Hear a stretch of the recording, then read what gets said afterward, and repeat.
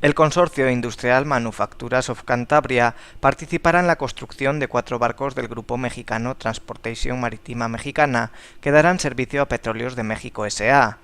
La carga de trabajo que asumirán las empresas de Cantabria alcanzará el 40% del total del contrato de construcción de los 4 barcos, de unos 80 millones de dólares. El presidente regional, Ignacio Diego, y el consejero de Innovación, Industria, Turismo y Comercio, Eduardo Arasti, junto al director adjunto de Sodercan, Pedro Fernández, se han reunido en la sede del Parque Científico y Tecnológico con un grupo de empresarios del consorcio cántabro y la empresa TMM, con el fin de analizar el alcance de la actuación y estudiar nuevas vías de colaboración entre nuestra comunidad y el grupo mexicano. Diego ha indicado que este contrato abre la puerta a los inversores mexicanos con el fin de ampliar las operaciones comerciales con TMM en Cantabria y, según ha subrayado, Cantabria ha demostrado que cuenta con empresas relevantes en el sector, además de otras infraestructuras, entre las que ha citado los astilleros de Astander y el puerto de Santander, puerta de entrada de actividad económica para la región. Un grupo de empresas cántabras que han conformado un consorcio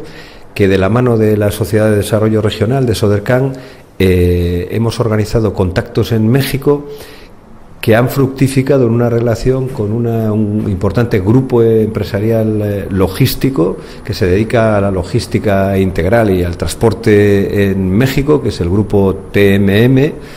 que da servicios especializados marítimos, de administración de puertos, de terminales y de servicios de logística integral a clientes de carácter absolutamente internacional. De los contactos establecidos ha surgido la oportunidad de poder participar en las ofertas a la construcción de 4 buques que van a servir para la logística a las plantas offshore. Y, por supuesto, con este consorcio de empresas cántabras y contando como contamos con los astilleros de Astander en Astillero,